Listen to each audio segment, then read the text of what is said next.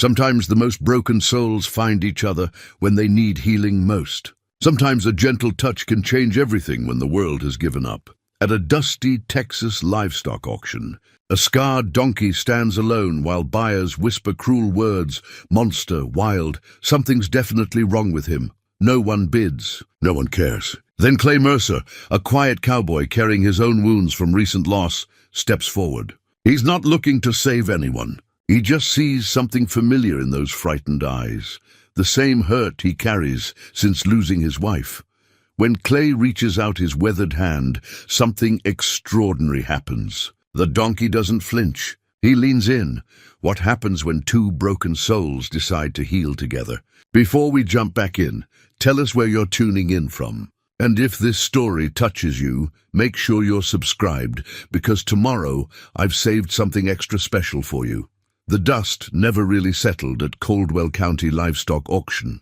It hung in the air like memories, thick, persistent, coating everything with the residue of countless Saturdays just like this one. Clay Mercer stood at the weathered wooden fence, his calloused hands gripping the top rail as another lot of cattle passed through the ring. The auctioneer's rapid-fire chant echoed off the tin roof, but Clay wasn't really listening anymore. 6 months, that's how long it had been since Martha passed, and Clay still found himself reaching for his wedding ring every few minutes, turning the simple gold band around his finger like a prayer wheel. It was the only thing he hadn't been able to part with when he sold the ranch. Everything else had gone to pay for the medical bills that came too late to matter. Clay Mercer. As I live and breathe, Jake Thornton's voice boomed across the dusty ground. The auctioneer had been calling livestock sales in this part of Texas for 30 years, and his weathered face showed every one of them. Didn't expect to see you here today. Thought you'd moved on to greener pastures. Clay managed a thin smile. Just passing through, Jake.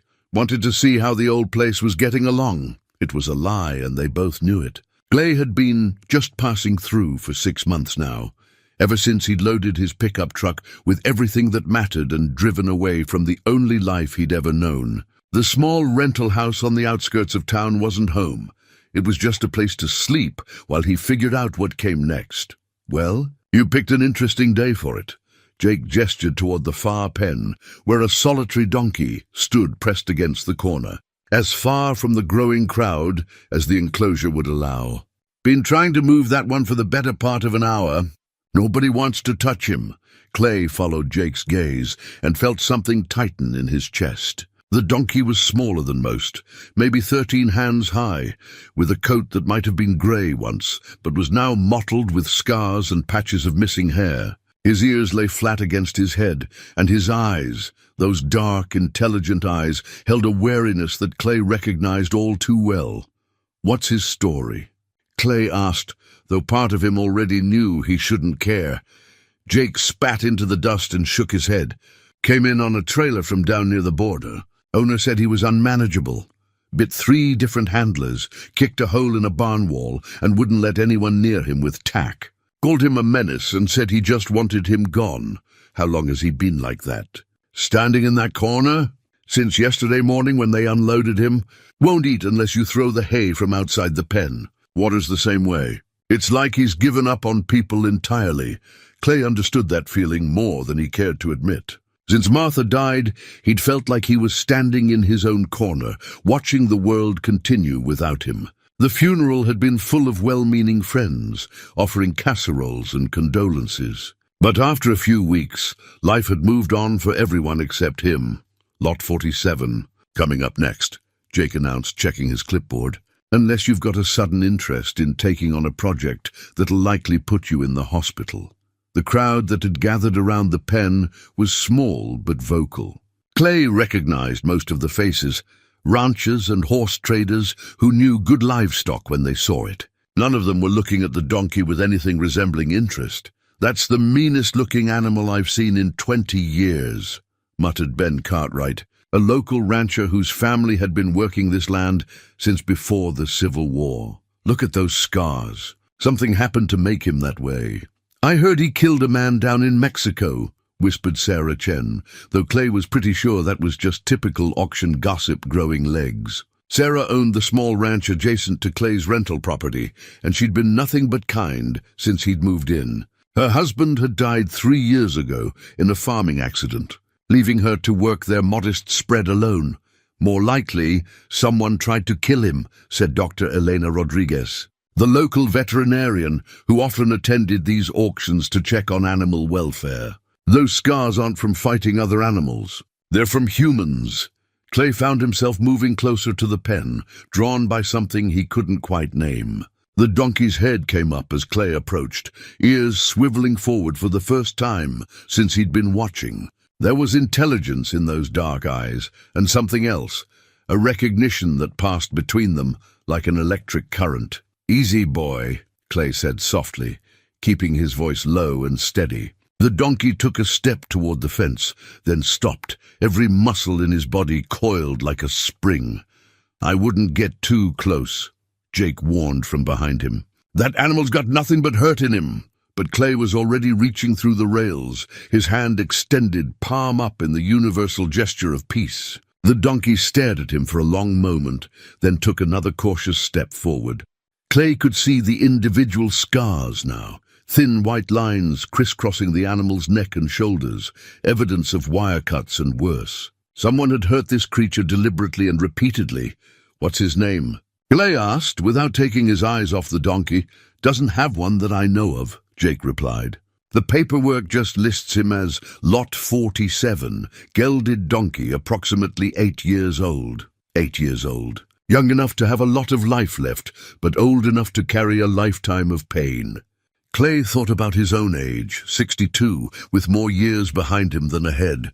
He and Martha had planned to travel when they retired, to visit their daughter Rebecca in Colorado and maybe take that trip to Ireland they'd always talked about. Instead, Clay found himself alone at a livestock auction, staring at an animal that nobody wanted. The donkey was close enough now that Clay could have touched his muzzle, but he waited.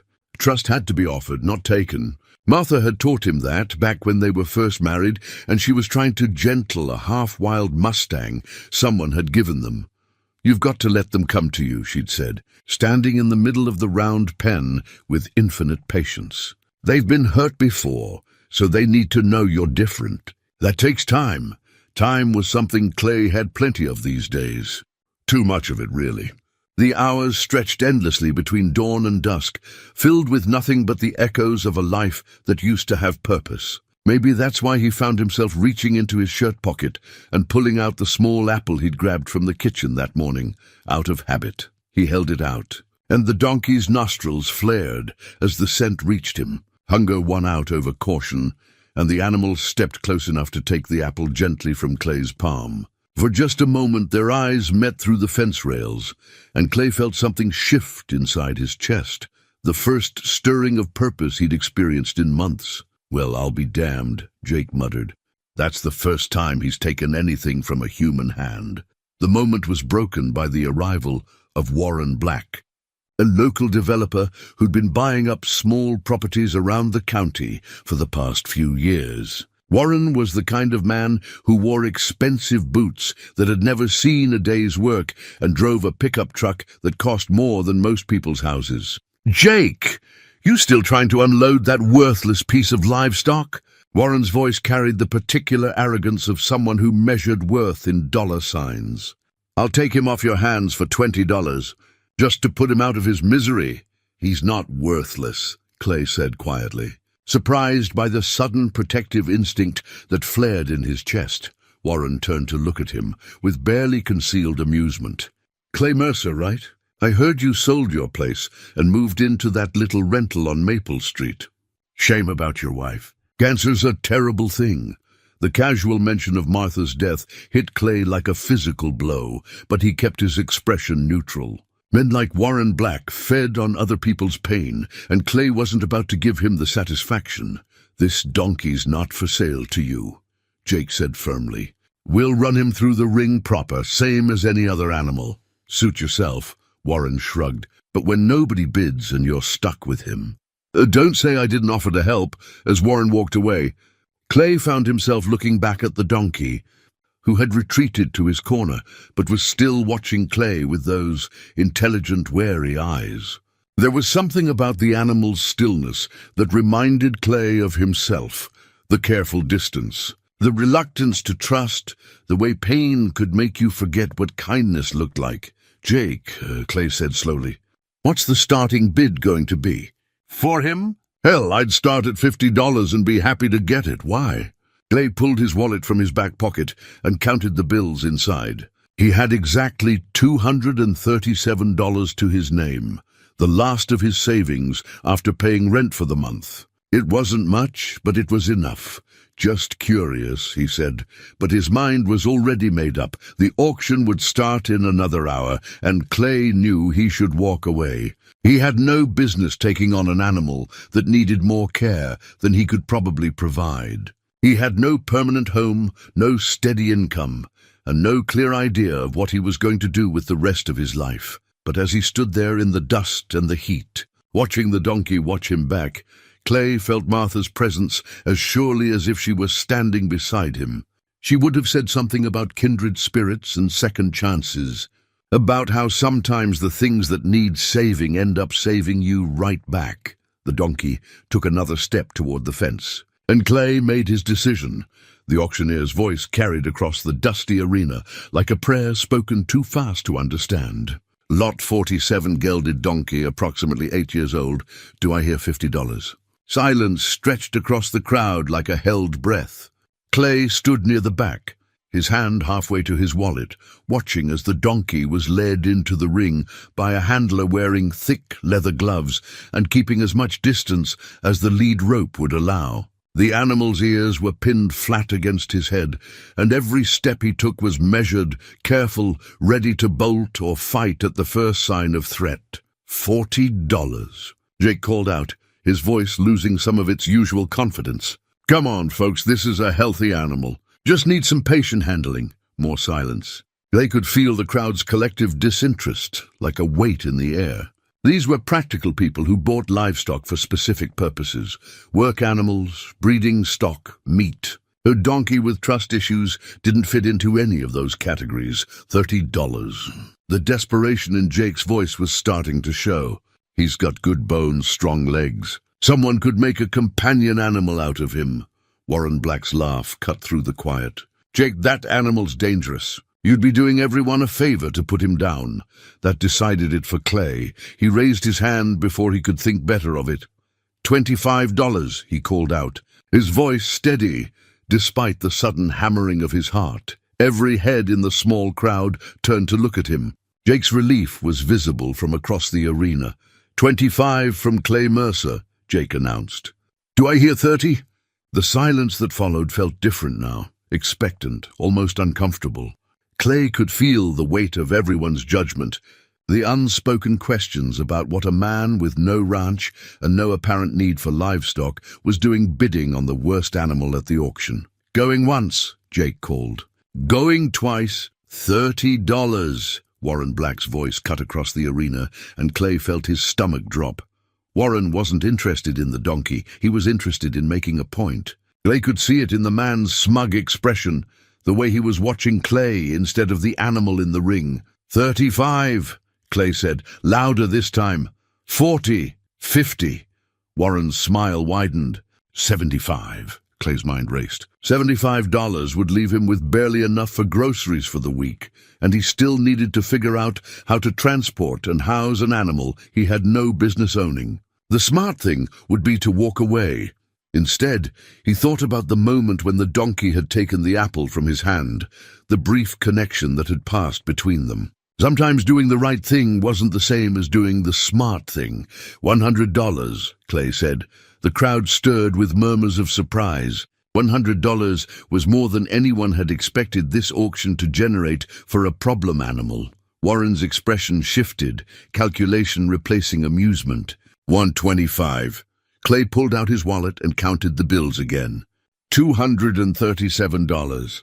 If he went higher, he'd be risking his ability to pay rent next month. $150, he said, and held his breath. Warren stared at him for a long moment, then shrugged and turned away. "All yours, Mercer. Hope you've got good insurance."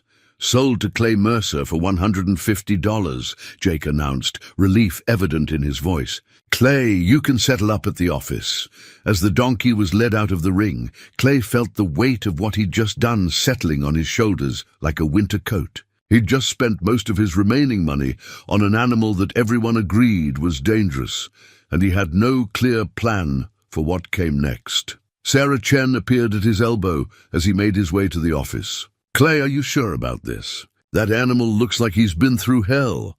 Maybe that's exactly why he needs someone who understands what that feels like, Clay replied. Surprised by his own honesty, Sarah studied his face for a moment, then nodded. Well, you're going to need help getting him home. My trailer's got higher sides than most, might be safer for transport. I can't ask you to— You're not asking. I'm offering. Sarah's tone brooked no argument. Besides, I'm curious to see how this turns out. An hour later, Clay stood beside Sarah's livestock trailer, watching Jake and two other handlers try to convince the donkey to load. The animal was having none of it. Every time they got him close to the ramp, he would plant his feet and refuse to move, or worse, rear up and strike out with his front hooves. I've seen mules with half his stubbornness, Jake muttered, wiping sweat from his forehead. Clay, you sure you want to take this on? I could probably work something out with the paperwork, give you your money back. Clay shook his head. He was committed now, for better or worse. Let me try something. He approached the donkey slowly, keeping his movements deliberate and non-threatening. The animal watched him come, ears swiveling forward with what might have been recognition. Easy, boy, Clay said softly. I know you don't trust any of this. Hell, I don't trust much of it myself these days. He reached into his pocket and pulled out another apple. He'd bought a small bag while settling his account at the office. The donkey's nostrils flared at the scent, and he took a cautious step toward Clay. That's it, Clay murmured. Nobody's going to hurt you. Not anymore. It took another 20 minutes of patient coaxing, but eventually the donkey followed Clay up the ramp and into the trailer. The handlers quickly raised the ramp and secured the latches, everyone breathing a collective sigh of relief. Well, I'll be damned, Jake said, shaking his head. Never seen anything like that. The drive to Clay's rental property took 15 minutes, but it felt like hours. Every bump in the road made Clay worry about the animal in the trailer behind them, and he found himself checking the side mirrors constantly for signs of trouble. You thought about what you're going to call him? Sarah asked as they turned onto Maple Street. No name on the paperwork, so I guess it's up to me. Clay had been thinking about it, actually, but hadn't settled on anything that felt right. The rental house sat on 2 acres of scrubby pasture, with a small barn that Clay had been using for storage. It wasn't much, but it was fenced and had access to water, the basics of what any animal needed. Unloading proved even more challenging than loading had been. The donkey had worked himself into a state during the drive, and when they lowered the ramp, he charged out like a shot, dragging the frayed lead rope behind him. Clay made a grab for it and missed, watching helplessly as the animal galloped across the small pasture and crashed into the far fence with enough force to rattle the posts. Jesus, Sarah breathed. Is he hurt? The donkey stood at the fence line, sides heaving, looking for all the world like he was trying to figure out how to jump, climb, or plow through the barrier to freedom. There was a wildness in his eyes that spoke of pure panic, the kind that came from too many years of bad treatment and broken promises. Clay approached slowly, his hands visible and empty. It's okay, he said, though he wasn't sure if he was talking to the donkey or himself. You're safe here. Nobody's going to hurt you. The donkey spun to face him, ears flat, teeth bared. For a moment, Clay thought the animal might charge, and he prepared to dive for the fence. Instead, the donkey stood his ground, trembling with adrenaline and fear. I know you don't believe me, Clay continued, keeping his voice steady and low. But you're home now. This is your place for as long as you want it. Home. The word felt strange in Clay's mouth. This rental property had never felt like home to him. It was just a place to exist while he figured out what came next. But looking at the frightened animal standing in the corner of the pasture, Clay realized they might be more alike than he'd thought. Both of them were refugees from lives that hadn't worked out, both carrying scars that ran deeper than the surface. The donkey's breathing gradually slowed, though he never took his eyes off Clay. When Clay made no move to approach further, the animal's ears came forward just slightly. Not trust, exactly, but the first tentative step away from outright hostility. "I'm going to leave you alone for a while," Clay said. "Let you get used to the place. But I'll be back with food and water, and we'll take this one day at a time." As Clay walked back toward the house, he could feel the donkey watching him. Behind him, Sarah was checking the fence posts for damage, her expression thoughtful. "Clay," she called as he reached the porch. "You sure you know what you're getting into?" Clay turned to look back at the donkey, who was still standing, pressed against the far fence, every muscle tense with the urge to flee. The afternoon sun caught the scars on the animal's neck and shoulders, a testament to whatever hell he'd survived before ending up at the auction. "No," Clay admitted. "But maybe that's exactly what we both need, to figure it out as we go." That night, Clay lay in bed listening to the sound of hoofbeats in the pasture outside his window. The donkey was pacing the fence line, testing every board and post for weakness, looking for a way out. Clay understood that restlessness, the feeling of being trapped in a situation you never asked for. He thought about Martha, about how she would have handled this. She'd always been better with animals than he was, more patient, more intuitive about what they needed. She would have known exactly what to say, exactly how to move, to make that frightened creature feel safe. But Martha was gone, and Clay was on his own, with an animal that trusted humans about as much as Clay trusted the future. Maybe that was enough to start with. Two broken souls learning to navigate a world that hadn't been particularly kind to either of them.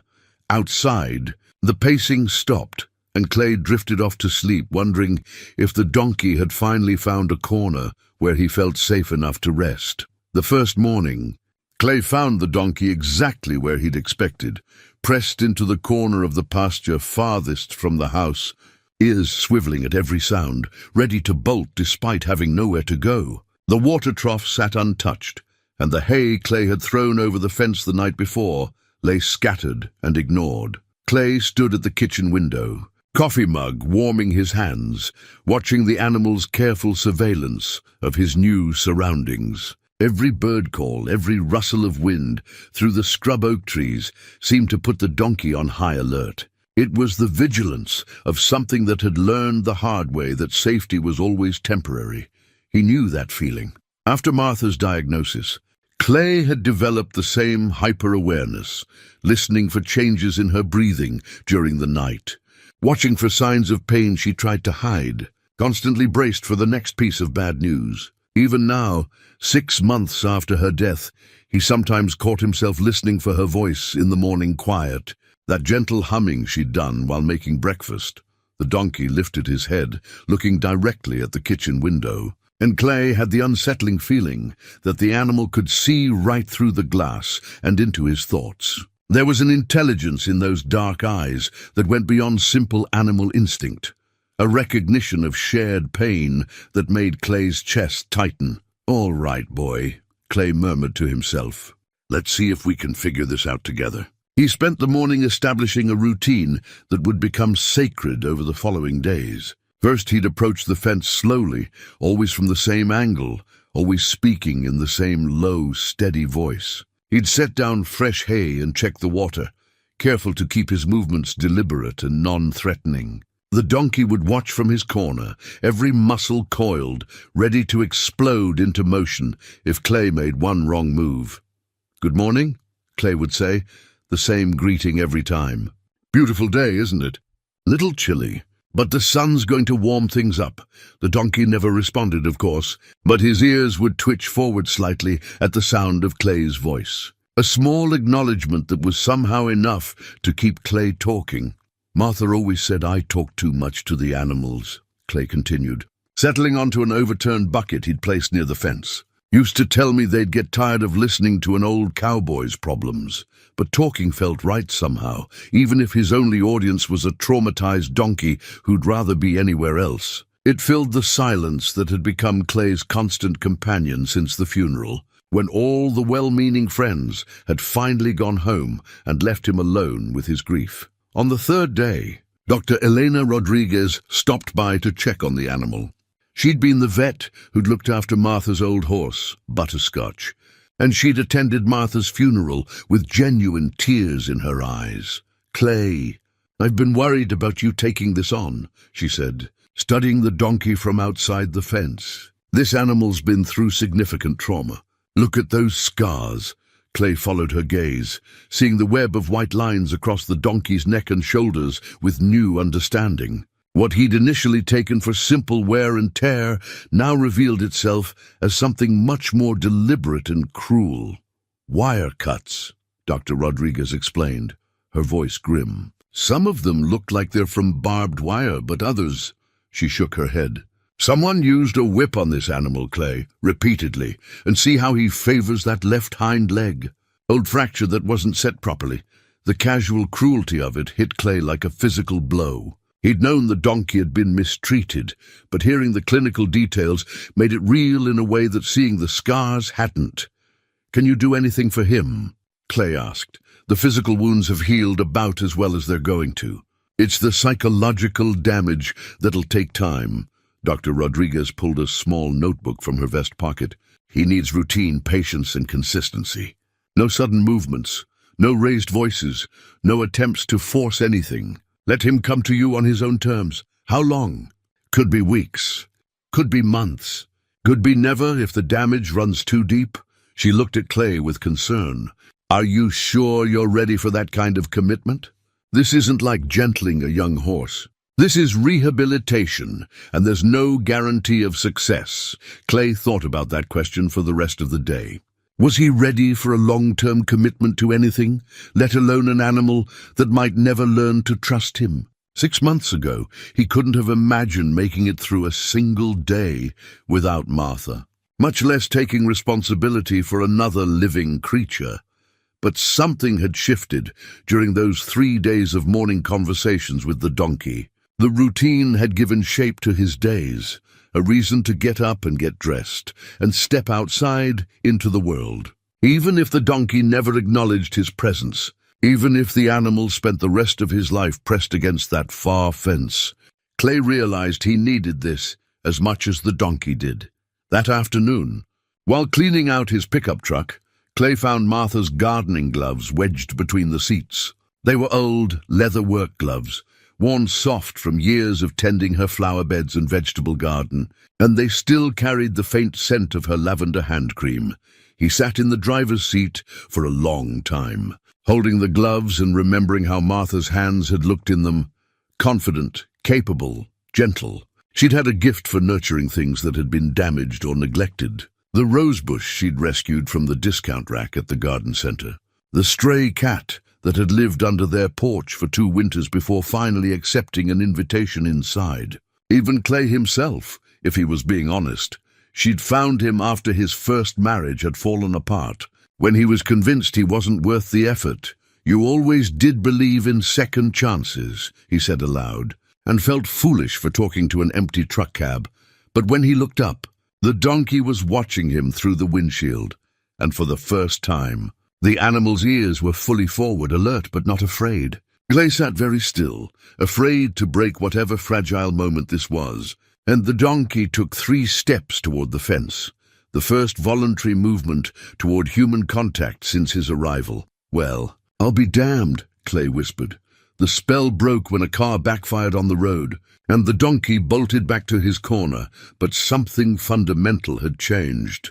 For just a moment, curiosity had outweighed fear, and Clay felt a spark of hope he hadn't experienced in months. That evening, he found himself standing at the fence longer than usual, wearing Martha's gloves and talking about everything and nothing, the weather, the price of hay, the way the light fell across the pasture as the sun set. The donkey listened from his corner, no longer pressing himself against the far fence, but standing freely, choosing his distance rather than seeking the maximum possible. "I don't know what I'm doing here," Clay admitted as the first stars appeared overhead. "Never had much luck with damaged things. That was Martha's specialty, not mine. But maybe He paused, surprised by the words that wanted to come next. Maybe we can figure it out together. Both of us learning as we go. The donkey's ears flicked forward at the sound of his voice, and Clay took that as answer enough. By the end of the week, a pattern had emerged. Every morning, Clay would appear at the fence with hay and fresh water, talking about nothing important while the donkey watched from 30 feet away. Every evening, he'd return for a longer conversation, sometimes reading aloud from the newspaper or sharing memories of Martha that he'd never spoken to another human being. The donkey had begun eating the hay, though only after Clay had gone back to the house. The water level in the trough dropped daily, and occasionally Clay would catch the animal grazing near the center of the pasture, though he'd always retreat to his corner when he noticed Clay watching. It wasn't trust, not yet, but it was the beginning of something, a tentative negotiation between two souls who had forgotten how to believe in kindness but were willing to try again. The horseshoe hung above the barn door, weathered iron shaped by his father's hands 40 years ago. Clay had carried it with him through 3 different properties, a talisman that connected him to lessons learned in dusty corrals and the patient wisdom of a man who understood that breaking an animal's spirit was never the answer. A horse or any animal has got to decide for himself that you're worth trusting. Jasper Mercer had told his teenage son after a particularly difficult session with a spooked Mustang. Force won't get you anything but hurt feelings and dangerous situations. But patience can work miracles. Standing at the fence on the second Monday morning, watching the donkey maintain his careful distance, Clay found himself thinking about his father more than he had in years. Jasper Mercer had been dead for 15 years now, but his voice still echoed in Clay's mind whenever he worked with animals. "You know what, boy?" Clay said to the donkey, who had begun to approach the fence line when Clay appeared with hay. "I think you need a proper name. Can't keep calling you boy or hey you forever."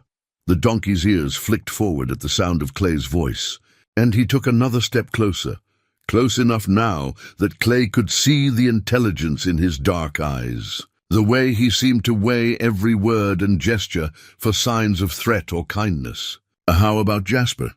Clay continued, feeling the rightness of it settle in his chest. "After my old man. He had a way with difficult animals, too. Always said every creature deserved a second chance, no matter how badly they'd been treated.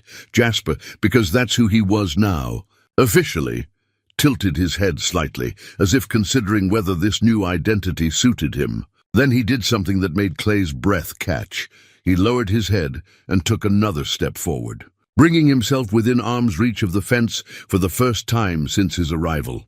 Clay stood perfectly still, afraid to breathe wrong and break whatever trust was being offered. Jasper stretched his neck toward the hay, and for a brief moment, his muzzle brushed against Clay's hand through the fence rails.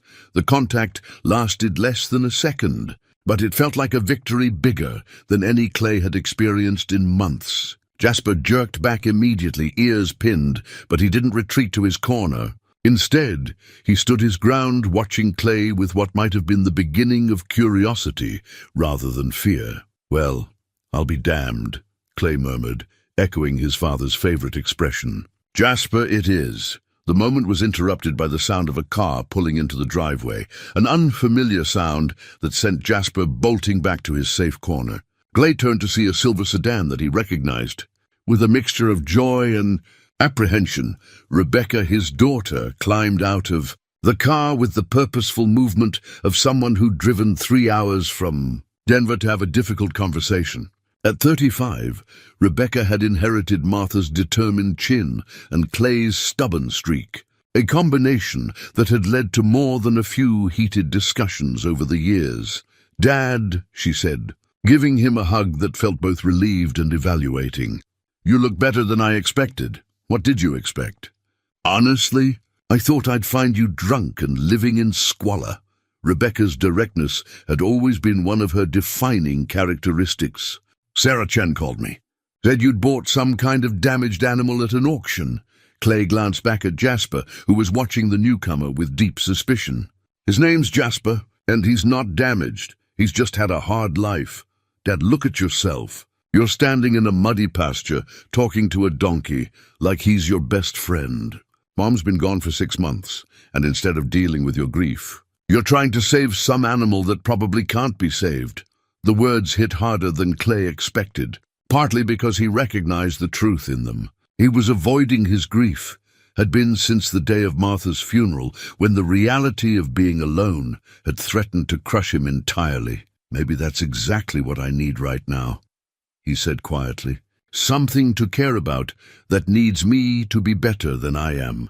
Rebecca's expression softened slightly. Dad, I'm worried about you. When you sold the ranch, when you moved into this little rental house, I thought it was temporary.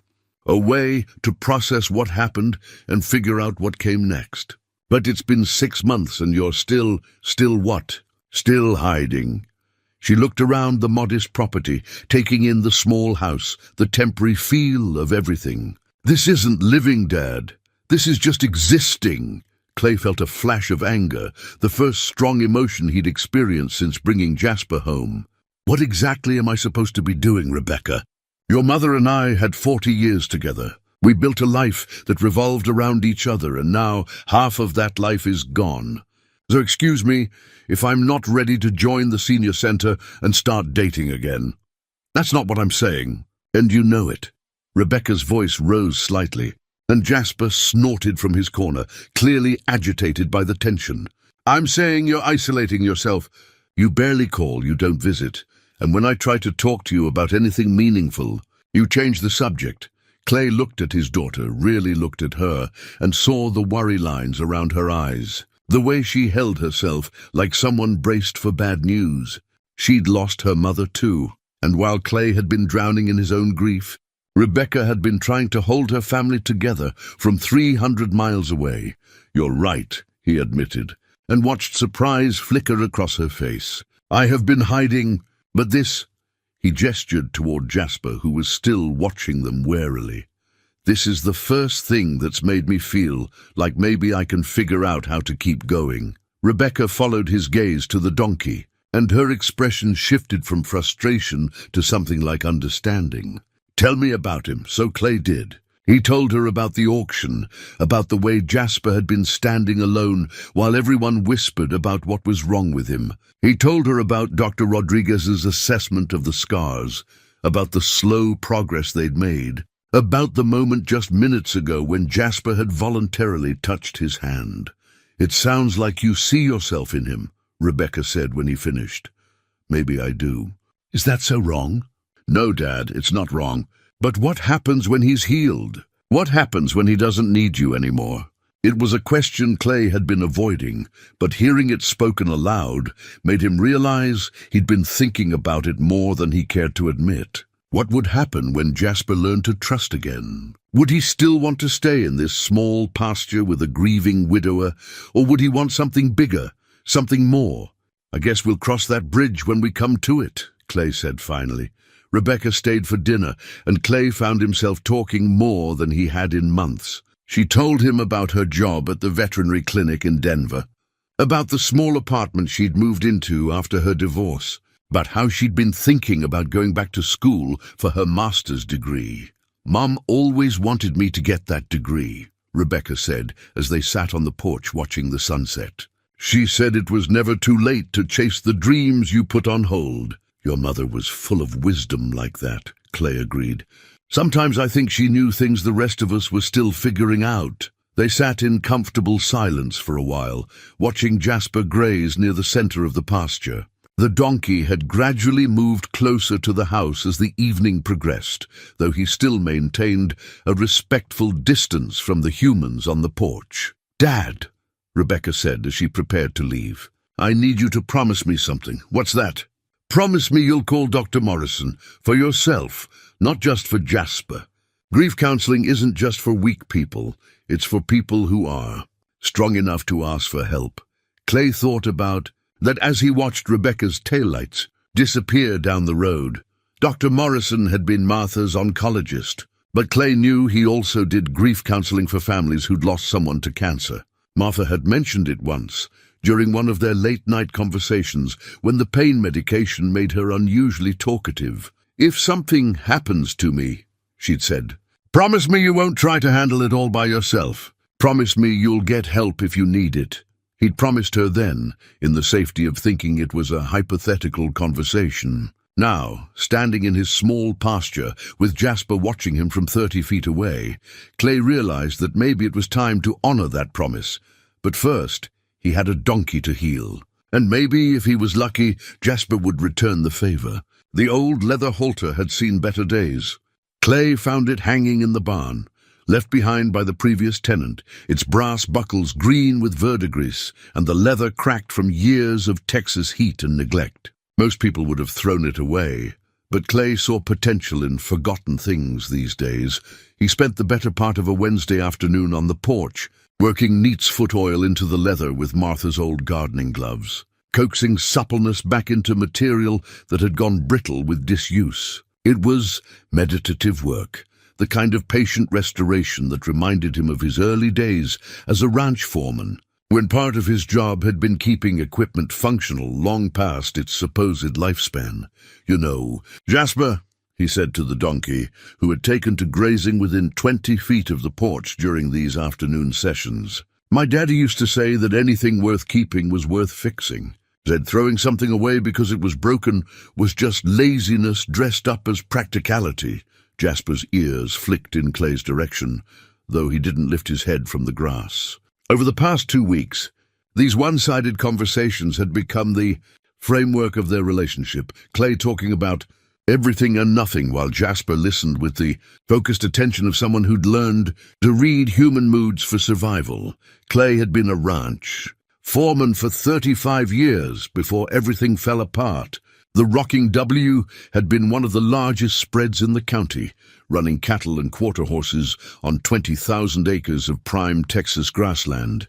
Clay had started there as a young man fresh out of high school, working his way up from cowhand to foreman through a combination of hard work and an intuitive understanding of both animals and the land that supported them. The work had been his life until Martha got sick. Then suddenly, nothing else had mattered, except being home for doctor's appointments and treatments. For the good days when she felt strong enough to sit in the garden, and the bad days when getting out of bed was a victory. The ranch owner, Tom Webster, had been understanding at first, but as Martha's condition worsened and Clay's absences became more frequent, that understanding had turned to frustration. "I can't run a ranch with a foreman who's only here half the time," Tom had said during their final conversation. "I'm sorry about Martha, Clay, I truly am. But I've got responsibilities too." Clay didn't blame him. In Tom's position, he might have made the same decision. But losing the job had meant losing the house that came with it, losing the community that had been his anchor for more than 3 decades. By the time Martha died, Clay had been adrift for months, held together only by the necessity of being strong for her. "The thing about broken things," Clay continued, working a particularly stubborn section of the halter, "is that sometimes they come back stronger than they were before. The leather here where it cracked, once I get it oiled and conditioned, that'll be the most flexible part of the whole piece." He held up the halter, examining his work. It would never look new again, but it was functional, reliable, ready to serve its purpose. Like himself, maybe. Like Jasper. The sound of a truck pulling into the driveway interrupted his thoughts. Clay looked up to see Warren Black's ostentatious pickup, all chrome and pristine paint, pulling up beside his modest rental house. Warren climbed out wearing a smile that never quite reached his eyes and boots that had clearly never seen honest work. "Clay Mercer," Warren called out, his voice carrying the forced cheer of a used car salesman. "How are you settling in? Getting along all right with that wild animal of yours?" Jasper's head came up at the sound of a stranger's voice, and he moved several steps closer to the fence. Positioning himself between Warren and Clay, the protective instinct was so clear that Clay felt something warm unfurl in his chest. Pride, maybe, or the simple pleasure of being claimed by another living creature. "We're getting along just fine," Clay said, not bothering to stand from his porch chair. "What can I do for you, Warren?" "Well, I'll get straight to the point. I've been talking to your landlord, Mrs. Patterson. You know she's been trying to sell this property for months now." And I think I've finally convinced her to accept a reasonable offer. Clay felt his stomach drop. He'd been renting month to month, which had seemed like a good arrangement when he wasn't sure what he wanted to do with his life. Now it felt like a trap closing around him. What kind of offer? He asked, keeping his voice neutral. Fair market value. Maybe a little above, considering the improvements I'm planning. Warren's smile widened. I'm thinking this property would be perfect for a small commercial development. Nothing too big, you understand. Just a convenience store, maybe a gas station. Something to serve the folks moving out this way. And what happens to me? Well, that's what I wanted to talk to you about. Mrs. Patterson says you've been a model tenant, always on time with the rent, no complaints. I'd be happy to give you 60 days to find another place. That's more than generous, considering I'm under no legal obligation to give you any notice at all. Clay looked out at Jasper, who was still watching Warren with obvious distrust. The donkey had finally begun to relax, to believe that this small patch of ground might be safe. How could Clay explain to an animal that safety was just another temporary thing, subject to the whims of people with more money and fewer scruples? When would this sale take place? Clay asked. Soon as the paperwork's finalized. And could be as little as 2 weeks, though I'm prepared to be flexible if you need a little extra time. Warren's tone suggested that this flexibility would come at a cost, and Clay found himself thinking about the $37 left in his checking account after buying feed for Jasper, finding another rental property, putting down deposits, moving his few possessions. It all required money he didn't have. I'll think about it, Clay said finally. Don't think too long, Warren replied, his mask of friendliness slipping just slightly.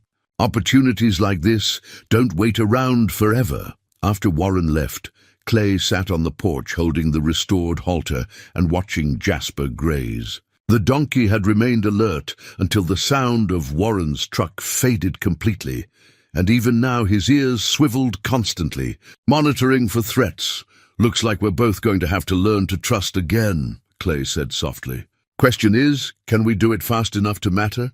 That evening, as the sun set and painted the sky in shades of amber and rose, Clay approached the fence with the halter draped over his arm. He'd been working toward this moment for weeks, building trust through consistency and patience. Now, with the threat of displacement hanging over them, he needed to know if that trust was strong enough to survive the next step.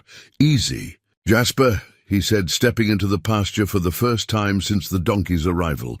I'm not going to hurt you. You know that by now, don't you? Jasper tensed but didn't bolt. His nostrils flared as he caught the scent of the oiled leather, and his ears swiveled between Clay's face and the halter. Trying to assess the threat level of this new development, Clay moved slowly, speaking in the low, steady voice that had become their common language. This is just a halter, boy. Nothing that'll hurt you. Just a way for us to be a team instead of strangers. He stopped 10 feet away and held up the halter, letting Jasper examine it from a safe distance. The donkey's eyes were wide but alert rather than panicked, and when Clay took another slow step forward, Jasper held his ground. That's it, Clay murmured. Trust me just a little bit more. It took 20 minutes of patient coaxing, but eventually Jasper allowed Clay to slip the halter over his head. The moment the leather settled against his neck, the donkey went completely still, every muscle tense with remembered trauma. Clay could feel the animal's fear like a physical force, the weight of whatever terrible associations the halter carried. It's different this time, Clay said, his hand resting gently on Jasper's neck. I'm different. We're going to take care of each other, you and me. Jasper's breathing gradually slowed, and after a few minutes he turned his head to look at Clay with something that might have been the beginning of trust. It wasn't complete, might never be complete, but it was enough to build on.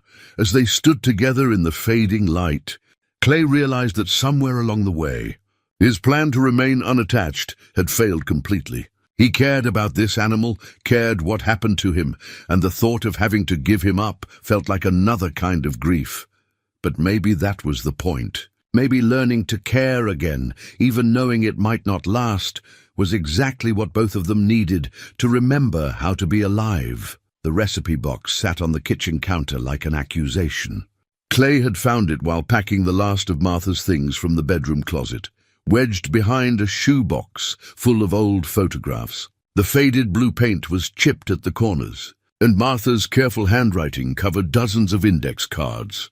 Her grandmother's cornbread recipe, the pot roast that had been Clay's favorite, the apple pie she'd made for church bake sales. He'd been living on canned soup and sandwiches for 6 months, but something about having Jasper depending on him had awakened an urge to create rather than just consume. Maybe it was the routine of caring for another living thing, or maybe it was the way Jasper watched him through the kitchen window during the evening hours. Ears forward, with what looked like domestic curiosity, Clay pulled out the recipe for Martha's beef stew, reading her precise instructions in the familiar handwriting that still made his throat tight. "Brown the meat first," she'd written in red ink. "Don't rush this part. Good flavor takes time." Martha had always been philosophical about cooking, treating it like a form of meditation rather than a chore.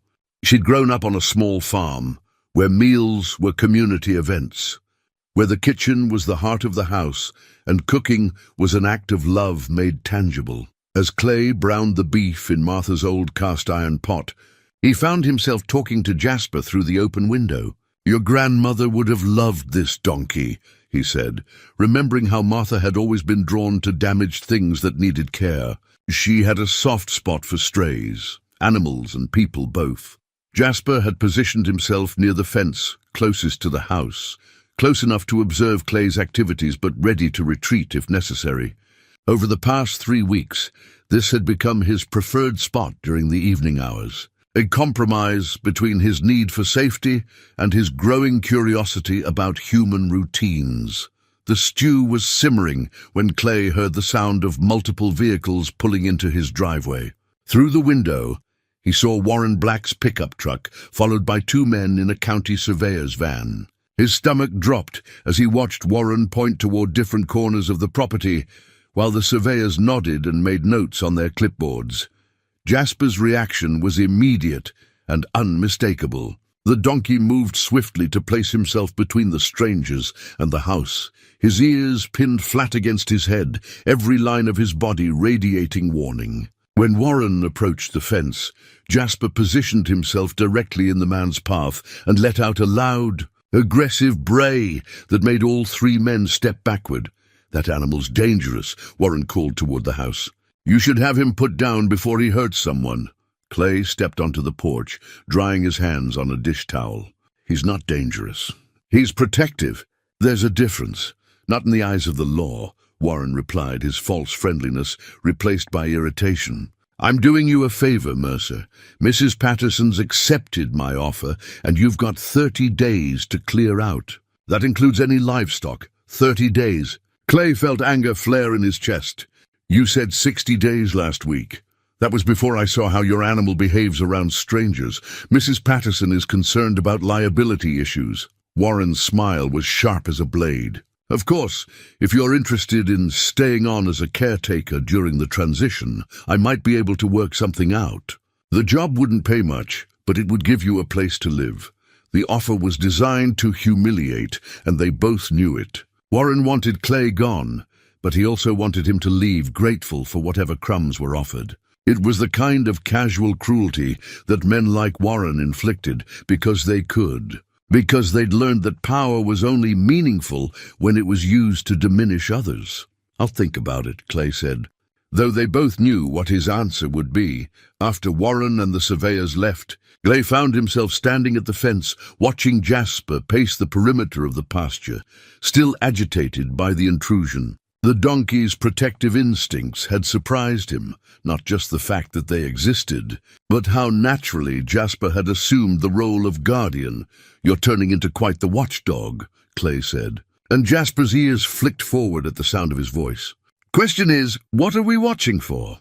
And what are we going to do when we can't watch anymore?" The smell of burning beef drew him back to the kitchen, but the stew was salvageable. As he stirred the pot and added Martha's carefully measured spices, Clay found himself thinking about the last time he'd cooked a real meal. It had been for Martha during her final week, when she'd asked for her grandmother's chicken and dumplings, even though they both knew she wouldn't be able to eat more than a few bites. "I just want to smell it cooking," she'd said, her voice already thin with approaching death. "I want the house to smell like home one more time." The memory was interrupted by the sound of another car in the driveway, but this time Clay recognized the engine. Rebecca. His daughter climbed out of her sedan looking tired and determined. The combination that usually meant she'd driven 3 hours to have a conversation Clay wasn't going to enjoy. But when she saw Jasper approaching the fence with alert but calm curiosity, her expression shifted to something like wonder. "My God, Dad, he's beautiful." Jasper studied Rebecca with the careful attention he gave to all newcomers, but without the aggressive posture he'd shown Warren. After a moment, he took a step closer to the fence, and Rebecca held out her hand for him to investigate. "He's deciding whether you're trustworthy," Clay explained, joining them at the fence. "He's gotten pretty good at reading people. What's his verdict?" As if in answer, Jasper stretched his neck forward and allowed Rebecca to touch his muzzle through the fence rails. The gesture was tentative but genuine, and Clay felt a swell of pride that surprised him with its intensity. "I think you passed," he said. They stood together watching Jasper graze as the sun set behind the scrub oak trees. Rebecca asked questions about the donkey's progress, about Clay's daily routine, about the community's response to his unusual pet. Clay found himself talking more freely than he had since Martha's death, describing small victories and daily challenges with the enthusiasm of someone who'd rediscovered purpose. "You're different," Rebecca said finally. "Better than you were at Christmas." "Different how?" "You're engaged again, present. At Christmas, it was like you were going through the motions of being alive, but your heart wasn't in it." She paused, choosing her words carefully. "With Jasper, your heart's back." Clay thought about that as they walked back to the house, where Martha's stew was waiting, and the kitchen smelled like the home he'd thought he'd lost forever. Rebecca was right. He was different. Caring for Jasper had awakened something in him that grief had numbed, a sense of responsibility that extended beyond his own survival.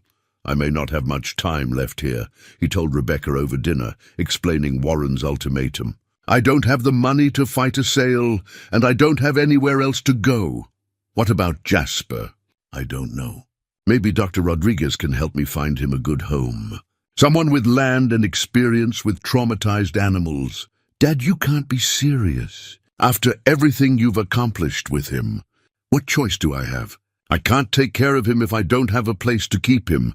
Rebecca set down her fork and fixed him with the direct stare she'd inherited from her mother.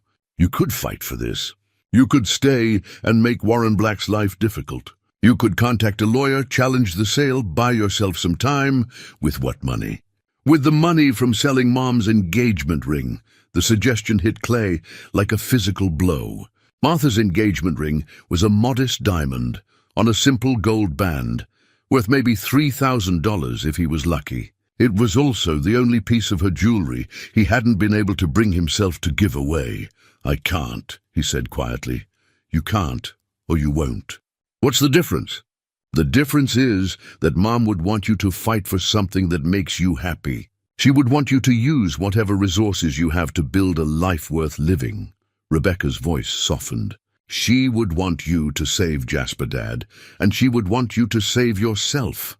That night, after Rebecca had driven back to Denver, Clay sat on the porch, listening to Jasper move around the pasture in the darkness. The donkey was no longer pacing frantically, but he was restless.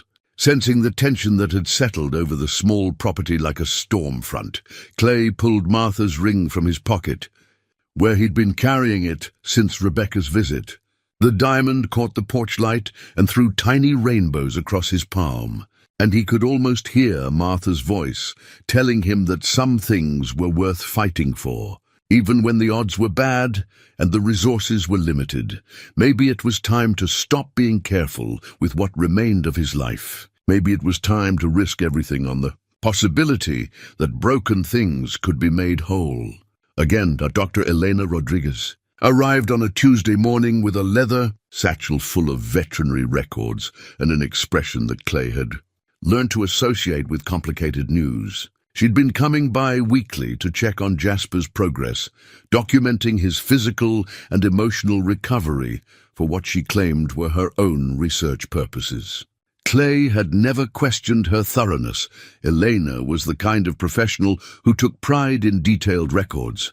"Clay, we need to talk," she said, glancing toward Jasper, who was grazing peacefully near the fence. The donkey had grown comfortable with Elena's visits, allowing her to approach within arm's length without showing signs of stress. "It's about Jasper's identity." Something in her tone made Clay's stomach tighten. "What about it?"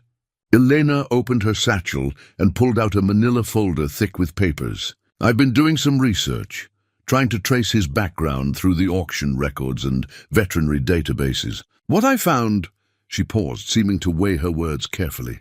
"Clay, Jasper isn't just any donkey. He's a registered Poitou, one of the rarest breeds in North America." "A what?" "Poitou donkeys. They're originally from France, bred specifically for producing mules with heavy draft horses. There are fewer than 50 breeding males in the entire United States." Elena pulled out a photograph and handed it to Clay. "This was taken 3 years ago at the Whitman Ranch in Oklahoma." Clay stared at the photograph, his heart sinking as recognition washed over him. The donkey in the picture was younger, healthier, and bore no scars, but the bone structure was unmistakably Jasper's. The same intelligent eyes, the same proud carriage, the same distinctive markings around his muzzle. "His registered name is Nouveau Bijou," Elena continued. "He was valued at $40,000 for breeding purposes alone. The Whitmans had just purchased him from a French breeder when he was stolen during a livestock heist that also took 6 horses and 2 other donkeys. $40,000. Clay felt the number hit him like a physical blow. He'd been caring for an animal worth more than most people's annual salaries. An animal that belonged to someone else, someone who had been searching for him for 3 years. "Are you certain it's him?" Elena nodded grimly. "The markings match perfectly, and I was able to confirm it through his tattoo." She pointed to a small area on Jasper's inner lip that Clay had noticed but never investigated. "Every registered Poitou has a unique identification number. Jasper's tattoo matches Nouveau Bijou's registration papers exactly." Clay looked out at Jasper, who had wandered closer to the fence and was watching their conversation with alert curiosity. The donkey, who had learned to trust him, who had come to depend on him for safety and care, belonged to strangers who had legitimate claim to him. "What happens now?" Clay asked, though he already knew the answer would devastate him. "Legally, I'm required to report this to the authorities. The Whitmans never stopped looking for him.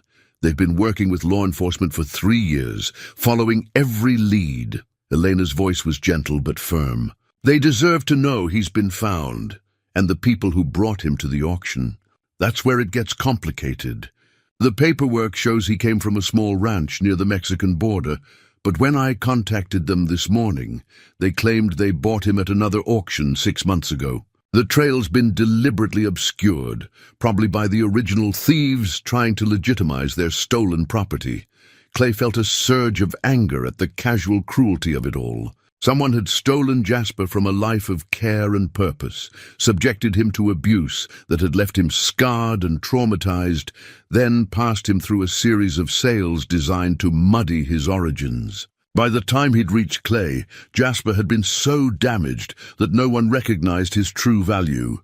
"There's something else," Elena said, and her tone made Clay look up sharply. "Warren Black called me yesterday. He wanted to know if I'd finished my evaluation of Jasper's health and breeding potential." "Warren called you? Why would he?" Clay stopped, understanding washing over him like cold water. "He knows, doesn't he?" "He's known all along," Elena nodded. "I think so. I think that's why he's been so eager to get you off this property. He's not planning to develop it. He's planning to claim Jasper as abandoned property when you're forced to leave."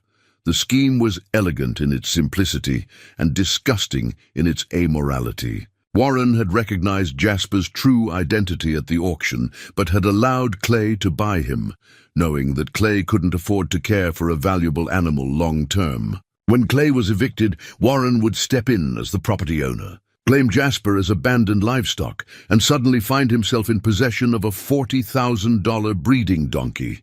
"That son of a bitch," Clay said quietly. "The question is, what do we do about it? I could report Jasper's identity directly to the Whitmans, bypass Warren entirely, but then I lose him anyway."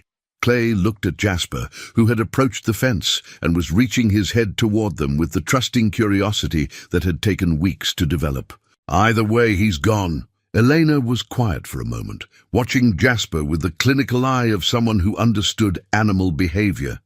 "Clay, I need to ask you something, and I want you to think carefully before you answer. What's best for Jasper? Not what's best for you, not what's easiest for anyone else, but what's truly best for him." It was the question Clay had been avoiding since Elena had opened her folder of devastating revelations. What was best for Jasper? Staying with Clay, who loved him but had limited resources and an uncertain future? Or returning to the Whitmans, who had the facilities and knowledge to care for a valuable breeding animal who could give him the life he'd been bred for? "The Whitmans," Clay said finally, the words tasting like ashes. "They're the ones who can give him what he needs." "Are you sure?" "Because from what I've observed, Jasper has formed a strong attachment to you. Separating him from his primary caregiver could cause significant psychological trauma, especially given his history of abandonment and abuse." Elena's words offered Clay a lifeline, a professional justification for keeping Jasper that went beyond his own selfish desires. But even as he grasped for it, Clay knew it was wrong. He couldn't build his happiness on an animal that belonged to someone else, no matter how much that animal meant to him. "No," he said quietly. "It's not fair to them, and it's not fair to him. The Whitmans have been searching for 3 years. They deserve to have him back." Elena closed the folder and studied Clay's face. "You're a good man, Clay Mercer. Most people in your situation would be looking for ways to keep him, not reasons to give him up. Most people probably haven't spent the last 6 months learning the difference between what they want and what they can live with." Clay managed a thin smile. "When do you contact the Whitmans?" "I'll call them this afternoon. They'll probably want to come see him as soon as possible to confirm the identification and arrange transport." Elena paused. "Would you like me to explain the situation to them? Let them know what you've done for him? How much progress he's made?" Clay shook his head. "Just tell them he's safe and ready to come home. The rest doesn't matter." But as Elena drove away, leaving Clay alone with the donkey who wouldn't be his much longer, Clay realized that the rest did matter.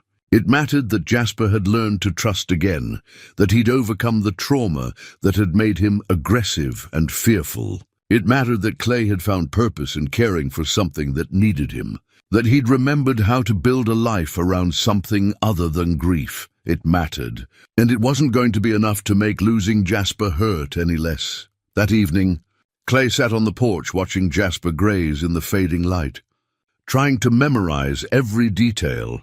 The way the donkey's ears swiveled to track sounds, the deliberate grace of his movements. The moment each evening when he would lift his head and look toward the house as if checking to make sure Clay was still there. Tomorrow, or the day after, strangers would come to take Jasper away. They would load him into a trailer and drive him back to Oklahoma, back to the life he'd been stolen from 3 years ago. Clay would be alone again. But this time the solitude would be different. This time he would know exactly what he was missing. Jasper wandered closer to the fence, close enough that Clay could have reached out and touched his neck. Instead, Clay just sat and watched, giving the donkey the choice that had defined their entire relationship. Trust offered, not demanded. Love given, not taken, even when it was about to break your heart. Martha's Bible sat on the kitchen table like a compass pointing toward true north. Clay hadn't opened it since the funeral, hadn't been able to stomach the passages about comfort and eternal peace when his own world felt anything but peaceful. But tonight, with the Whitman family due to arrive tomorrow morning, he found himself drawn to the worn leather cover and the pages soft with decades of Martha's careful attention. She had written notes in the margins, observations, questions, underlined verses that had spoken to her during difficult times. Clay traced his finger along one such passage in the book of Ruth. "Where you go, I will go, and where you stay, I will stay." Martha had drawn a heart next to it and written C&M 1983 in her careful script, marking the year they'd moved to the rocking W together. The irony wasn't lost on him. Tomorrow, he would have to let Jasper go to people who could give him the life he deserved, while Clay remained behind in a place that was no longer his home. "I don't know how to do this," he said aloud to the empty kitchen, addressing the space where Martha's presence had once filled every corner. "I don't know how to do the right thing when it's going to destroy me." Through the window, he could see Jasper standing near the fence, alert and restless. The donkey had been agitated all day, picking up on Clay's emotional turmoil with the sensitivity that had developed between them over the past month. Animals knew, Martha had always said. They could sense when change was coming, even when they didn't understand what that change would mean. Clay's phone rang, startling him from his thoughts. Rebecca's number appeared on the screen. "Dad, I've been thinking about our conversation," she said without preamble, "about Jasper belonging to those people in Oklahoma. Are you sure you're making the right decision?" "There's not really a decision to make." "He's not mine, Rebecca. He never was. But what about everything you've done for him? What about the bond you've built? Doesn't that count for anything?" Clay could hear the frustration in his daughter's voice, the same tone she'd used as a child when confronted with unfairness she couldn't fix. "It counts for everything," he said quietly. "That's exactly why I have to let him go. I don't understand. If I really love him, and I do, then I have to want what's best for him, not what's easiest for me. The Whitmans can give him the life he was meant to have. I can't." Rebecca was quiet for a moment. "Mom would be proud of you, you know. She always said you had more integrity than sense." After hanging up, Clay found himself back on the porch, drawn by the need to spend as much time as possible with Jasper while he still could. The donkey approached the fence immediately, seeking the comfort of Clay's presence with a trust that made Clay's chest ache. "I wish I could explain this to you," Clay said, reaching through the rails to stroke Jasper's neck.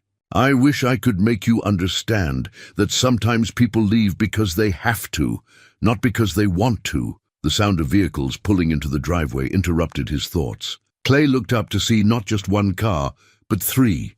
Sarah Chen's pickup truck, Dr. Rodriguez's veterinary van, and Jake Thornton's battered sedan. His neighbors climbed out with the purposeful movements of people who'd come to deliver news they weren't sure he wanted to hear. "Evening." "Clay," Sarah said, approaching the porch with a manila envelope in her hands. "We've been doing some research since Elena told us about Jasper's situation." "What kind of research?" Jake stepped forward, looking more serious than Clay had ever seen him. "We contacted a lawyer in Austin, explained the circumstances. Turns out there might be some legal complications with Warren Black's plan to claim Jasper." "What do you mean?" Dr. Rodriguez joined them at the porch steps. "Warren's been telling people that you can't care for a valuable animal, that Jasper would be better off with someone who has proper facilities. But I've been documenting Jasper's recovery, and the evidence shows that you've provided excellent care." Sarah opened the envelope and pulled out a thick sheaf of papers. "More importantly, we found out that Warren's been in contact with a livestock dealer in Mexico who specializes in hard-to-trace animals. The lawyer thinks Warren might have been involved in the original theft." Clay felt the ground shift beneath him. "Are you saying Warren knew where Jasper was all along?" "We can't prove it yet," Jake admitted. "But the timeline is suspicious. Warren showed up at the auction specifically to bid on Jasper, then backed off when you got serious about buying him. Then he immediately started pressuring you to leave the property. It's like he wanted you to take the donkey temporarily," Sarah added. "Maybe to let the heat die down, then swoop in and claim him when you couldn't keep him anymore." The magnitude of Warren's scheme was breathtaking in its cynicism. Not only had he known about Jasper's true identity, but he'd manipulated the entire situation to put himself in position to profit from someone else's stolen property. Even if that's true, it doesn't change anything, Clay said finally. Jasper still belongs to the Whitman family, No, but it gives us options, Dr. Rodriguez said. If we can prove Warren's involvement in the theft, or even just his knowledge of Jasper's identity, it changes the legal landscape significantly. How? Well, for starters, it means Warren's claim to the property becomes questionable. If he's been using it to facilitate the concealment of stolen livestock, there could be criminal implications. Clay looked at his neighbors, good people who were willing to fight a battle that wasn't really theirs because they believed it was the right thing to do. It was the kind of community support he'd never expected to find in a temporary rental on the outskirts of town. "I appreciate what you're all trying to do," he said. "But fighting Warren doesn't solve the real problem. The Whitmans are coming tomorrow morning to take Jasper home, and that's what should happen." "Is it?" Sarah asked gently. "Clay, I've been watching you and Jasper together for weeks. That animal trusts you in a way that's rare and precious. Are you sure the best thing for him is to be separated from the person who saved his life?" It was the question Clay had been wrestling with all day, the doubt that gnawed at him every time he looked at Jasper's trusting eyes. What if the trauma of separation outweighed the benefits of returning to his original home? What if 3 years of abuse and neglect had changed Jasper so fundamentally that going back wasn't really going back at all? That night, Clay sat in Martha's chair by the window, the Bible open to a passage she'd marked during her final illness. "To everything there is a season, and a time to every purpose under heaven," Martha had written in the margin. Sometimes letting go is the most loving thing we can do, but she'd also marked a passage in Proverbs. "A righteous man regardeth the life of his beast." Next to it, she'd written, "Love means doing what's best for them, not what's easiest for us." The contradictory messages offered no clear guidance, and Clay realized that maybe that was the point. Some decisions couldn't be made through logic or scripture or well-meaning advice. Some decisions had to come from the deep place where love and wisdom intersected, even when that intersection was painful. At dawn, Clay found himself standing at the fence, watching Jasper graze in the morning light. The donkey looked up at his approach and moved closer, seeking the comfort of human contact with a trust that had taken weeks to build. "The people who owned you before, they're coming today," Clay said softly. "They've been looking for you for 3 years. They never stopped believing they'd find you." Jasper's ears swiveled forward, alert to the tone in Clay's voice, if not the meaning of his words. "I need you to know something," Clay continued, his voice thick with emotion. "Whatever happens, you changed my life. You gave me a reason to get up in the morning, a reason to care about something other than my own grief. You saved me just as much as I saved you." In the distance, Clay could see dust rising from the county road, vehicles approaching his property. The Whitman family, most likely, coming to reclaim what had been stolen from them 3 years ago. Clay thought about Warren Black's scheme, about the community support that had rallied around him, about all the reasons he could justify keeping Jasper. But in the end, none of that mattered as much as the simple truth Martha had understood. Love meant wanting what was best for the other person. "Even when it cost you everything, I'm going to miss you, boy," Clay whispered, reaching through the fence to touch Jasper's neck one last time. "But you're going home." And sometimes that's the most important thing of all. Clay's father's hat had hung on the same peg by the kitchen door for 40 years, through 3 different houses and a lifetime of daily wear. The black felt was silvered with age now, the brim shaped by decades of weather and work. But it still held the essence of the man who'd worn it: quiet dignity, uncompromising integrity, and the kind of moral clarity that made difficult decisions feel inevitable rather than impossible. Clay placed the hat on his head as the first vehicle turned into his driveway, feeling the familiar weight settle on his shoulders like a reminder of who he was supposed to be. Outside, Jasper stood at the fence watching the approaching cars with alert concern, sensing the tension that had been building since dawn. The lead vehicle was a pristine white pickup truck pulling a horse trailer, followed by a modest sedan and Dr. Rodriguez's veterinary van. Clay had asked Elena to be present for the identification process, wanting an objective witness to ensure everything was done properly. Tom and Margaret, Whitman climbed out of the pickup truck with the careful movements of people in their 70s who'd driven through the night to get here. They were smaller than Clay had expected, weathered by decades of ranch work, but carrying themselves with the quiet authority that came from a lifetime of working with animals. Behind them came a younger couple, their son David and his wife Linda, Clay guessed, and two teenagers who hung back near the cars with the awkward uncertainty of adolescence thrust into an adult situation they didn't fully understand. "Mr. Mercer?" Tom Whitman approached the fence with his hat in his hands, his voice carrying the particular gentleness that horsemen used around spooked animals. "I'm Tom Whitman. This is my wife, Margaret. We're here about Nouveau Bijou." Clay nodded, not trusting his voice to remain steady. Jasper had moved to his customary position between the strangers and the house, every muscle tense with protective instinct. Margaret Whitman stepped forward, her eyes fixed on Jasper with an intensity that spoke of 3 years of hoping and searching. "Oh my goodness," she whispered, her hand pressed to her mouth. "It's really him. It's really Bijou." The sound of his original name seemed to trigger something in Jasper's memory.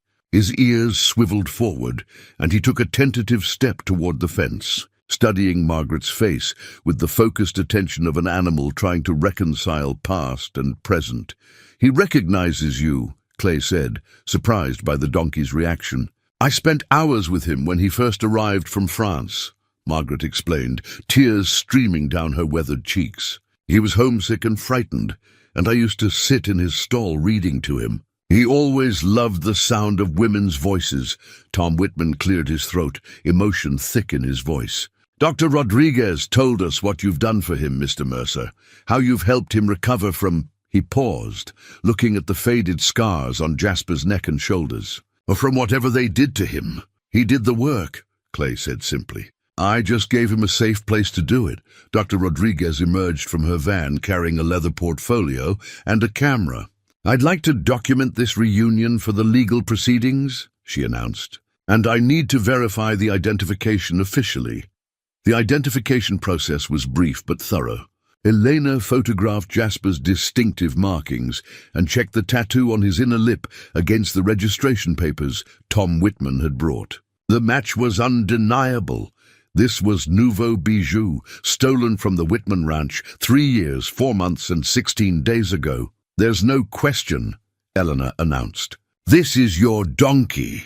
Margaret Whitman approached the fence slowly, speaking in the soft musical voice that had apparently been etched into Jasper's memory. "Hello, beautiful boy. Do you remember me? Do you remember home?" Jasper moved closer to the fence, close enough that Margaret could reach through the rails and touch his muzzle. The contact seemed to unlock something in both of them: recognition, relief, the restoration of a bond that had been severed by violence but never completely broken. Clay watched the reunion with a mixture of joy and heartbreak that left him feeling hollowed out and strangely peaceful. This was right. This was how it should be. Jasper belonged with people who had known him before the trauma, who could help him remember what it felt like to be valued for who he was, rather than what he'd survived. "Mr. Mercer," Tom Whitman said, approaching Clay with obvious reluctance, "I want you to know that if you'd rather keep him, if you think that would be better for his recovery, we can work something out." "Visitation rights or—" "No," Clay interrupted gently. "He belongs with you. He always has." The moment was shattered by the arrival of Warren Black's ostentatious pickup truck, which roared into the driveway like an unwelcome storm front. Warren climbed out, wearing his most aggressive smile and clothes that screamed expensive lawyer rather than working rancher. "Well, well," Warren announced, surveying the assembled group. "Looks like I arrived just in time for the livestock show." Tom Whitman stepped forward, his posture shifting to something more defensive. "I'm sorry, who are you?" "Warren Black. I'm the new owner of this property, which means I have a legal interest in any animals being housed here." Warren's smile sharpened. "Especially animals of significant value. The donkey belongs to us," Margaret said firmly. "He was stolen from our ranch 3 years ago." "Really?"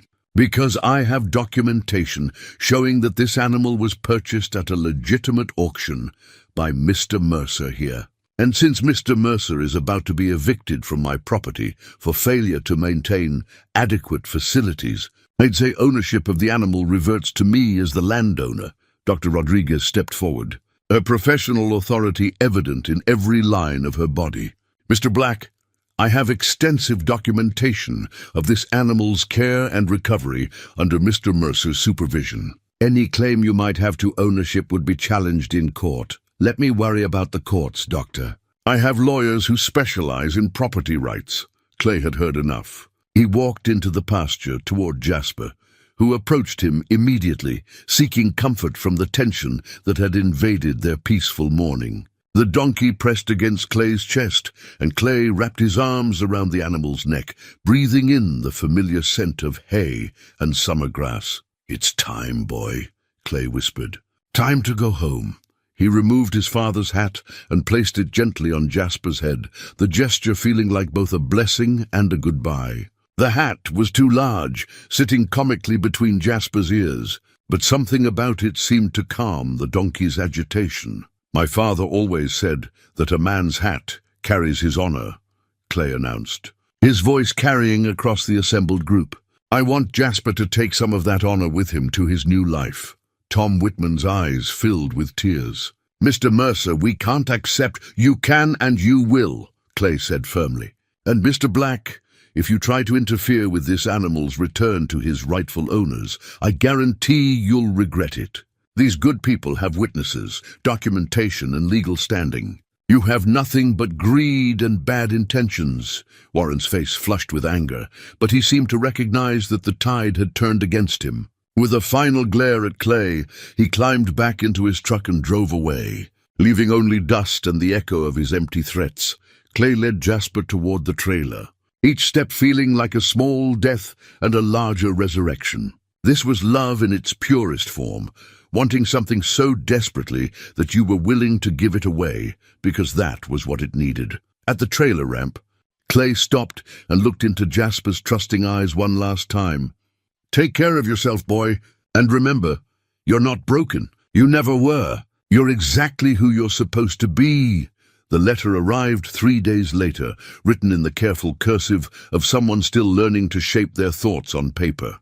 Clay found it tucked inside his mailbox, along with the usual bills and advertisements. The envelope addressed in purple ink, with his name spelled out in letters that grew progressively smaller as the young writer ran out of space.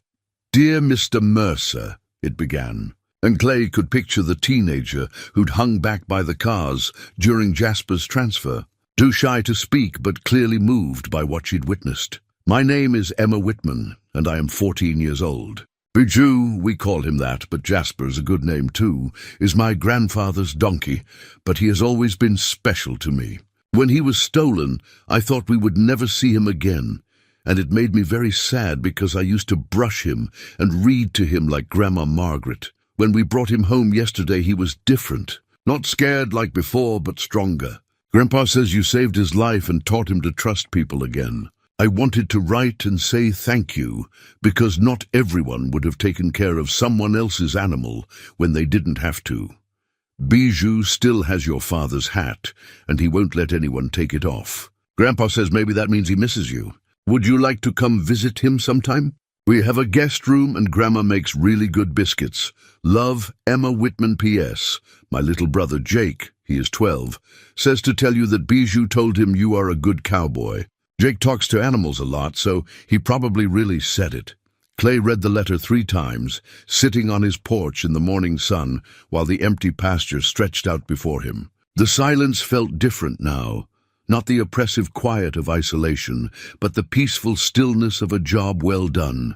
Jasper was home, the Whitmans were reunited with their stolen animal, and Warren Black's scheme had collapsed under the weight of community opposition and legal scrutiny. Rebecca had driven down from Denver the day after Jasper left, arriving with groceries and a determined expression that reminded Clay of Martha, when she'd made up her mind about something important. "I'm proud of you, Dad," she'd said without preamble, setting bags of food on his kitchen counter, with the efficiency of someone who'd inherited her mother's practical nature. "What you did took real courage. It was the right thing to do. That's not courage. That's just basic decency. No, Dad. Basic decency would have been calling the authorities as soon as you found out Jasper was stolen. What you did was harder than that. Rebecca had turned to face him, her eyes bright with unshed tears. You loved him enough to let him go, even though it meant being alone again. That takes a special kind of strength. They'd spent the afternoon cleaning out the small barn and repairing the fence. Busy work that gave them both time to process the emotional weight of the past few days. Clay had told Rebecca about Emma's letter, about the unexpected invitation to visit, about the way the whole experience had changed his understanding of what it meant to care for something. Are you going to go? Rebecca had asked. I think so. Not right away. He needs time to readjust to being home. But someday, yes. I'd like to see how he's doing. The conversation had been interrupted by the arrival of Sarah Chen, who'd been checking on Clay daily since Jasper's departure. She'd brought a casserole and an update on Warren Black's legal troubles. Apparently, Dr. Rodriguez's research had uncovered enough evidence of livestock trafficking to trigger a federal investigation. Warren's lawyers are advising him to distance himself from anything that might look suspicious. Sarah had reported with obvious satisfaction. He's withdrawn his offer on this property and is claiming he never had any interest in your donkey. What does that mean for Clay? Rebecca had asked. It means Mrs. Patterson is back to looking for a legitimate buyer, which gives Clay some breathing room. Sarah had glanced at Clay with something that looked like hope. It also means that if someone were to make a reasonable offer on this place, they might find Mrs. Patterson very motivated to sell. Clay had understood the implication, but hadn't been ready to process it. The idea of staying in the house where he'd learned to care for Jasper, of making a permanent commitment to a place that had been nothing but temporary refuge, felt both appealing and terrifying. Now, 3 days later, Clay sat on his porch, reading Emma's letter and thinking about the ways that love could surprise you. He'd expected that losing Jasper would feel like losing Martha all over again, another devastating amputation that would leave him smaller and more broken than before. Instead, he felt larger somehow, as if the act of loving Jasper and then letting him go had expanded his capacity for both joy and sorrow. The pain was real, but it was clean pain. The kind that came from doing something difficult because it was right rather than easy. The sound of a car in his driveway broke his reverie. Sarah climbed out of her pickup truck carrying a manila folder and wearing the expression of someone who'd made an important decision. Clay, we need to talk, she said, settling into the chair beside him on the porch. I've been thinking about what happens next. What do you mean? I mean this. She gestured toward the empty pasture, the small house, the life he'd built in the space between grief and purpose. You can't keep drifting forever. At some point, you have to decide where you want to plant roots. Sarah opened the folder and pulled out a real estate contract. Mrs. Patterson called me this morning. She's willing to sell this property for $15,000 below market value if she can close within 30 days. She's tired of dealing with Warren Black and his threats. Clay stared at the contract, trying to process what Sarah was offering. I don't have that kind of money. You do if you sell Martha's ring like Rebecca suggested. And you have neighbors who are willing to help with the down payment if you're willing to stay. Sarah, I'm not finished, she interrupted, her voice carrying a strength that reminded Clay why he'd been drawn to her from the beginning. Clay Mercer, you are a good man who deserves a home and a community that values what you bring to it. These past few weeks watching you with Jasper, seeing how you've handled this whole situation, you've reminded all of us what it looks like to choose love over fear. She reached for his hand, her fingers warm and steady against his palm. I'm not asking you to love me the way you loved Martha. I'm asking you to consider that maybe there's room in your life for a different kind of love, one that doesn't replace what you've lost, but builds on what you've learned.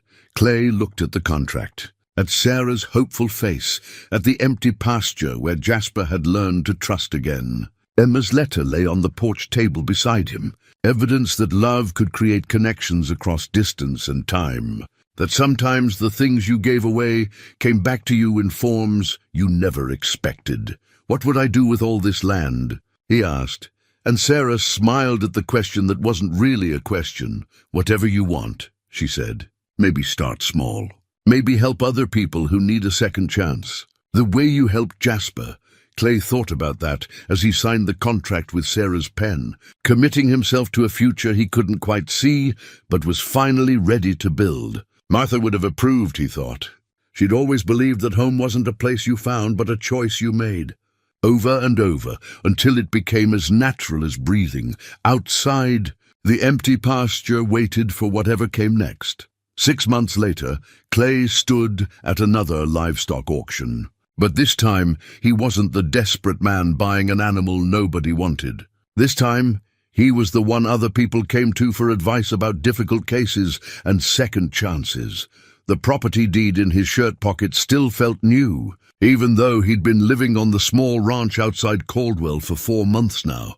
27 acres of good pasture, a modest house that Sarah had helped him make into a home, and a barn that currently housed 3 rescued animals.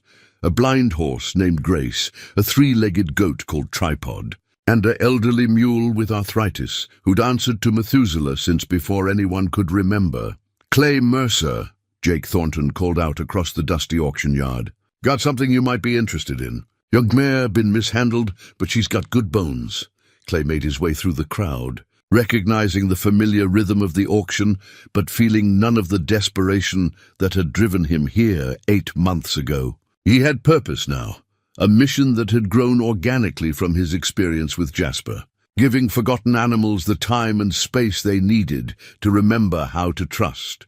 The mare was a bay with intelligent eyes and the telltale wariness of a horse that had learned to expect the worst from humans. She stood at the back of her pen, as far from the crowd as possible, and Clay felt the familiar recognition of kindred spirits finding each other. What's her story? He asked Jake. Owner died, relatives just want her gone. She's not mean exactly, but she won't let anyone close enough to handle her. Been passed around to 3 different people in the last 6 months. Clay studied the mare's posture, the way she held herself ready to flee despite having nowhere to go. It was a stance he remembered well, both from Jasper and from looking in the mirror during those first months after Martha's death.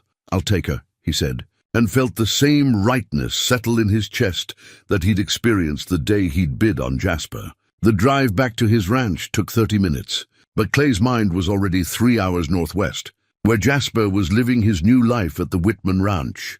Clay had visited twice in the past 6 months, and each time had been a revelation. Jasper had regained not just his physical health, but his sense of purpose. He was part of the ranch's breeding program now, helping to preserve one of the world's rarest donkey breeds.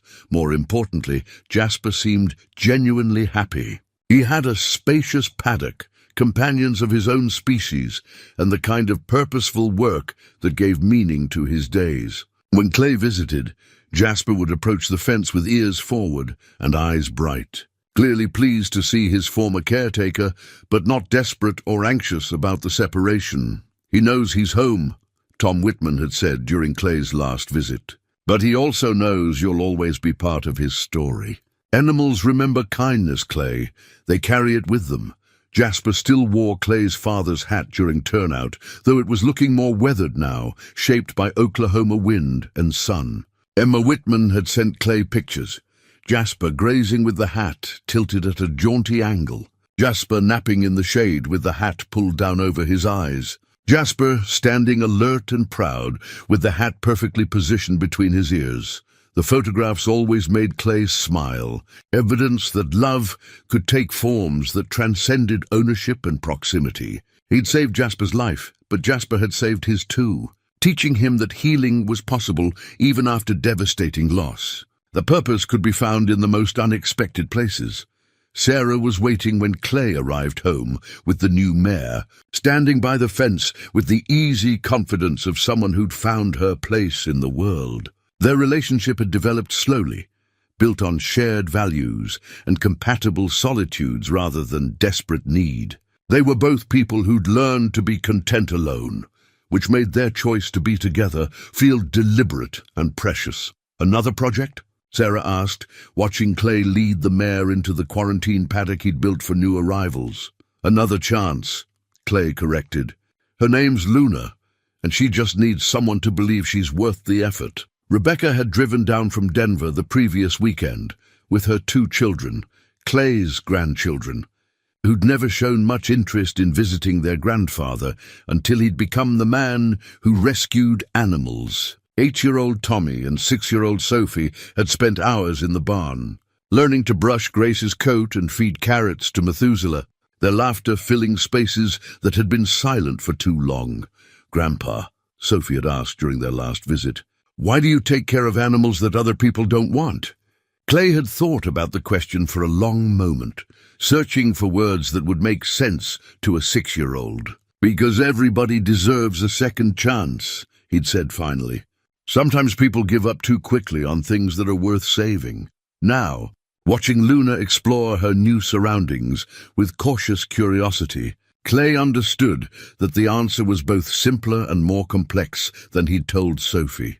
He rescued animals because he knew what it felt like to be discarded, to have people write you off because you were too much trouble or too damaged to be worth the effort. But more than that, he did it because every successful rehabilitation, every animal that learned to trust, again proved that healing was possible for anyone brave enough to try. The sun was setting as Clay finished settling Luna into her new home, painting the sky in shades of amber and rose that reminded him of the evening he'd first put a halter on Jasper. So much had changed since then, but the fundamental truth remained the same. Broken things could be mended if you were patient enough to let them heal. Sarah joined him at the fence as they watched Luna investigate her water trough, her movement still cautious, but showing the first signs of curiosity rather than fear. "You know what I love about this?" Sarah said, slipping her hand into Clay's. "What's that?" 6 months ago, you were the one standing in the corner, afraid to trust anyone. Now look at you, building a whole life around teaching others that it's safe to hope again." Clay squeezed her hand, thinking about the journey that had brought him from that desperate morning at the auction to this peaceful evening on land he could call his own. It hadn't been an easy path, but it had been worth every difficult step. "Martha used to say that God works in mysterious ways," he said, watching Luna take her first drink from the water trough. "I never really understood what she meant until Jasper. What do you understand now?" Clay thought about that as the first stars appeared overhead, about the invisible threads that connected all the broken souls searching for home. "I understand that sometimes the things that need saving end up saving you right back. And that's not mysterious at all. That's just love doing what love does." In the distance, Luna nickered softly, the first sound she'd made since arriving. It wasn't trust yet, but it was the beginning of something that might become trust. Given time and patience, and the steady presence of people who believed she was worth the effort, Clay smiled and headed toward the house, where Sarah was already turning on lights in windows that no longer felt empty. Tomorrow would bring new challenges, new animals that needed second chances, new opportunities to prove that broken didn't mean worthless tonight, though it was enough to know that he'd found his way home, not to a place, but to a purpose that made every day worth living.